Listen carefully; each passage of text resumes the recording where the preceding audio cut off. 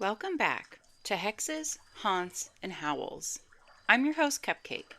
Today is episode 10 of A through Z of Haunted America, a series where we explore the strange, eerie, and mysterious corners of America.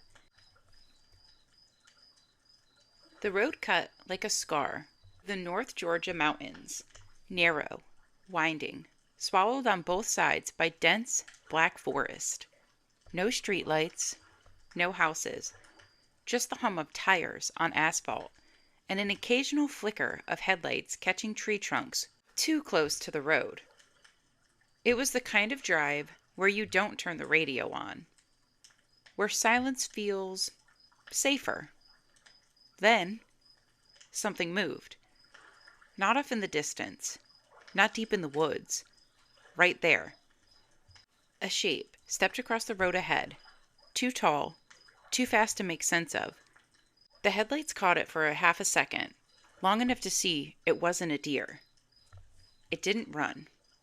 It walked, upright. The driver slammed the brakes. Gravel crunched. The car lurched forward before stopping, just short of where the figure had been. Gone. Just empty road. But something was wrong. The woods had gone completely silent. No insects, no wind, no movement. It was like the entire forest had stopped breathing. The driver leaned forward, gripping the wheel, eyes locked on the tree line where it disappeared, waiting, watching. Because deep down, there was a feeling you couldn't shake. Whatever crossed that road was still there, and it knew you saw it. People say Georgia is beautiful. They don't tell you what's watching from the tree line. Georgia isn't just known for its landscape. It's known for what hides inside them. Stretching across the northern part of the state, the foothills of the Appalachian Mountains are thick with forest. Not the kind you casually walk through, but the kind that swallows sound, blocks light, and seems to go on forever. Miles of dense wilderness, broken only by narrow roads, and the occasional trail that disappears deeper than most people are willing to follow. It's isolated in a way that feels different, older. Long before modern sightings, indigenous stories spoke of things that lived beyond the edges of campfire lights, figures that watched from the trees, that moved silently, that were rarely seen but often felt. Those stories didn't vanish. They evolved. Because today, people are still reporting the same things. Georgia has quietly become a hot spot for the unexplained. Cryptid sightings, large, human-like figures moving through the woods. Paranormal activity, voices, shadows, and the unmistakable feeling of being followed. And deeper still, cases of people who walk into the wilderness and never come back out. Search patterns don't always make sense. Some disappearances leave behind no trace at all. And when you start to layer it all together, the history, the sightings, the silence of those forests, you begin to understand why so many people believe there's something out there. Not just passing through, but living there. At Fort Mountain State Park, the forest doesn't just feel remote, it feels aware. Hikers come for the views, the trails, and the history, but many leave with the same uneasy story. It usually starts subtly. A feeling, not fear, not at first anyway, just the quiet, creeping sense that you're not alone. That something, somewhere just beyond the trees, has its attention fixed on you. Then the forest changes. The wind dies. Birds go silent. Even your own footsteps start to sound too loud. People describe turning suddenly, certain they heard something behind them, only to find nothing there. Just trees. Just shadows stretching in the wrong direction. And then sometimes they see it. Not clearly. It's never clearly. Tall shape, standing just inside the tree line. Too still to be an animal. Too large to be a person. Watching. Always watching. The mountain itself adds to the mystery. Near the summit sits an ancient stone wall. Its origin unknown. Its purpose debated. Some believe it was built for defense. Others think it marked something, or kept something out, or in. But the most unsettling part of these encounters isn't the glimpse of the figure.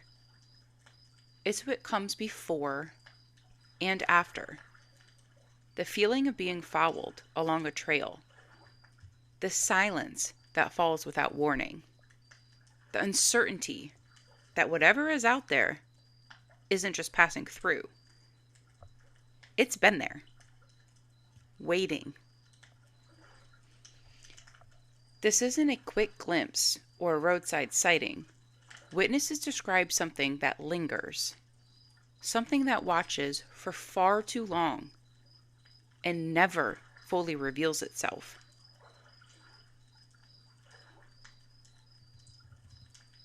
Deep inside the Kahada wilderness, there are places where you can go for hours, sometimes days, without seeing another person. That isolation is what draws people in. And sometimes it's what traps them there. One camper set up alone, miles off any main trail. As night fell, the forest settled into unusual rhythm. Wind through the trees, distant insects, the occasional rustle of small animals moving through the brush. Normal. Until it wasn't. Sometime after midnight, the sound came. A single heavy footstep. Not the light movement of deer, not the quick scurry of something small. This was slow, deliberate. Another step followed, then another, circling. Branches snapped under weight that didn't belong to anything small. The ground seemed to carry the impact, each step just far enough away to stay out of sight, but close enough to make it clear. Whatever it was, it knew exactly where the tent was. The camper stayed still, silent, listening. Then the smell hit. Rotten, thick, almost chemical, like something decaying, but walking. It lingered in the air as the footsteps continued, making slow, methodical passes around the campsite. No rushing, no hunting, just there, watching. This went on for hours. No attack, no retreat, just presence. By morning, the forest felt normal again. Birds returned. Light broke through the trees like nothing had happened. But outside the tent, the ground told a different story.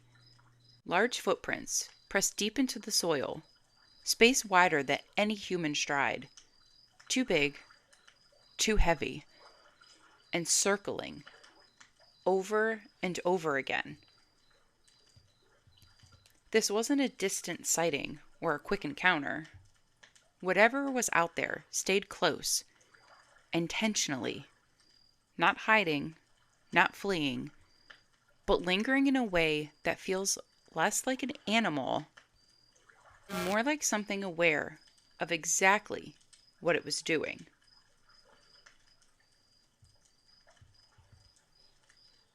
Just outside the quiet mountain town of LEJ, the road stretched long and dark, cutting through the dense forest with little more than headlights to guide the way. It was late, no other cars, no movement. Then something stepped into the road. Not ran, not darted, stepped. The driver hit the brakes as a massive figure crossed through the headlights, upright, broad, and moving with long, unnatural strides. For a split second, it was fully illuminated. Too tall to be a man, too controlled to be an animal. And then it was gone, disappearing into the trees on the other side of the road without a sound. That should have been the end of it. But it wasn't. The car sputtered, lights flickered, the engine hesitated like something had interrupted it.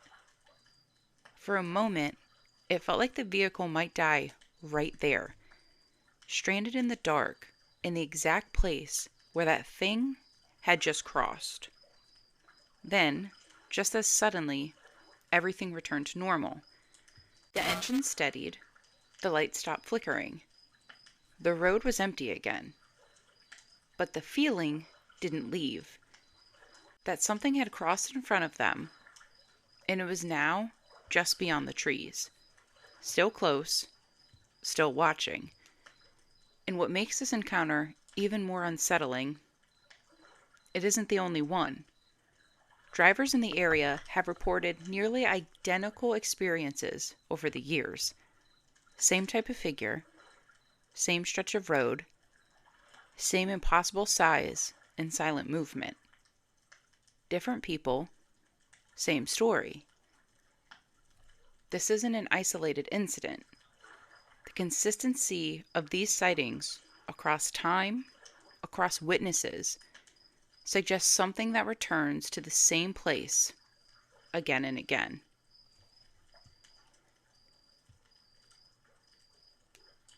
Individually, these encounters are easy to question. But when you lay them side by side, patterns start to form. The first is the silence. Over and over again, witnesses describe the same moment.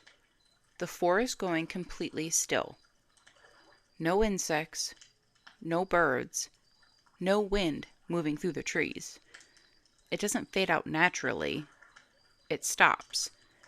Like something in the environment has shifted, and then everything else reacts to it.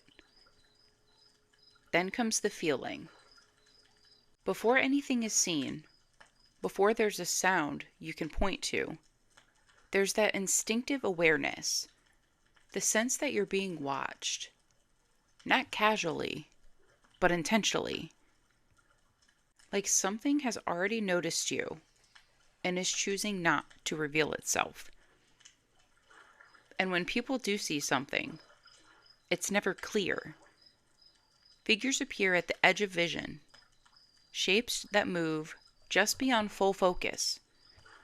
Tall silhouettes standing behind trees, gone the second you try to look directly at them. Whatever these witnesses are encountering, it doesn't present itself fully. It stays just out of reach. In almost every encounter, shares one more detail. Location. Deep woods, remote trails, isolated roads cutting through miles of forest where help isn't close and visibility is limited. Places where if something was out there, you wouldn't see it until it wanted you to. Taken together, these patterns don't feel random. They feel controlled. Like whatever is behind these encounters isn't just passing through the forest. It knows how to move through it. And more importantly, it knows how to stay unseen.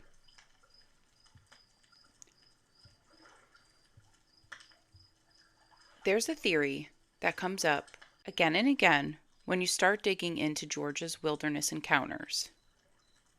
Not that people are imagining things, but that something real is being managed.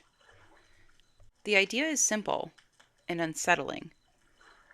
Certain areas of the forest aren't just protected for conservation, they're monitored because something unknown lives there. People who believe this point to a pattern. Sightings don't happen randomly, they cluster, often in or around protected land, deep wilderness zones, places with limited access, and even fewer witnesses. Areas where, if something did exist, it could move without being easily tracked by the public. And when reports do surface, they don't go far.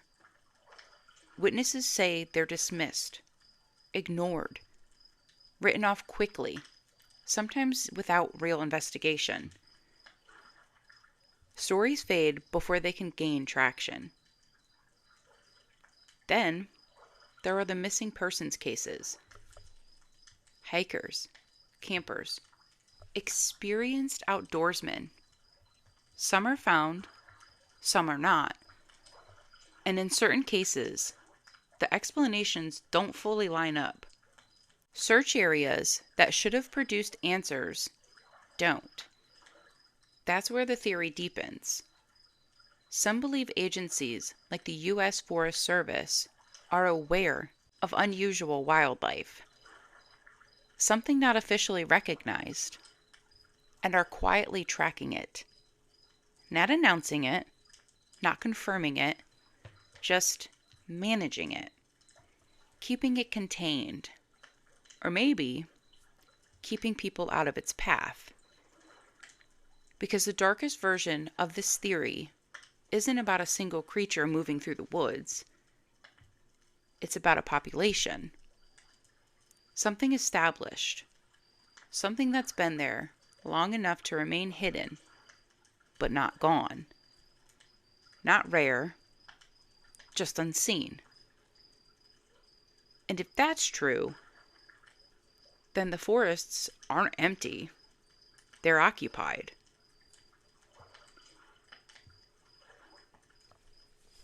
Not every shadow in the woods is something unknown. There are grounded explanations, ones that don't require anything supernatural or undiscovered.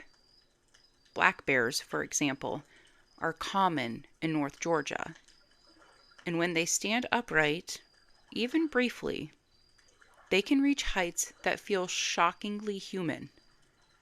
In low light, at a distance, with adrenaline kicking, it's not hard to see how something familiar becomes something unrecognizable. Then there's the human factor.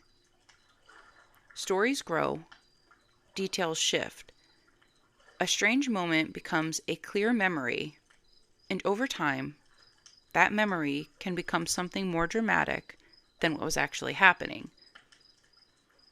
Hoaxes exist too. People intentionally create footprints, sounds, or sightings for attention or curiosity. And the environment itself plays a role.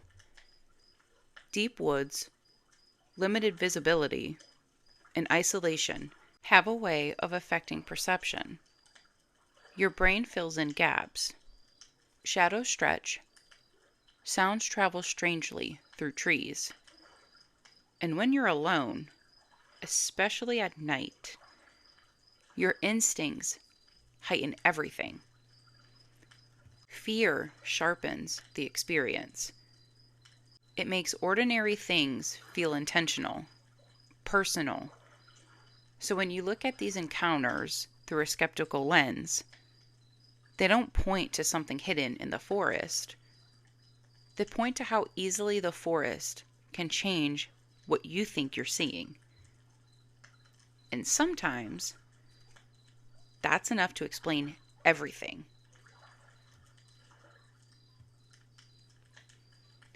Georgia's wilderness stretches farther than most people realize. Miles of forests, mountain ridges, and hidden valleys. places largely untouched by humans, where the world moves at its own pace and the rules of civilization feel far away. It's in that vastness that the fear takes hold. People go missing. People see things that defy explanation. Shadows that move against the grain of the forest. Sounds that shouldn't exist. Figures that vanish the moment you try to focus on them. And in the end, the most unsettling truth isn't what's seen, it's what could be there that no one has ever glimpsed. Maybe nothing is out there. Or maybe it's been there longer than we have. If you've had a strange encounter in the woods, or ever felt the unsettling presence of something watching you from just beyond the trees, we want to hear your story. Submit your experiences, creepy, unexplainable, or just downright eerie, to hexes, haunts, and howls at gmail.com. Again, that's hexes, haunts, and howls, all one word, at gmail.com. All stories will remain anonymous. Thank you for listening to Hexes, Haunts, and Howls. I'm your host, Cupcake. Until next time, stay sweet.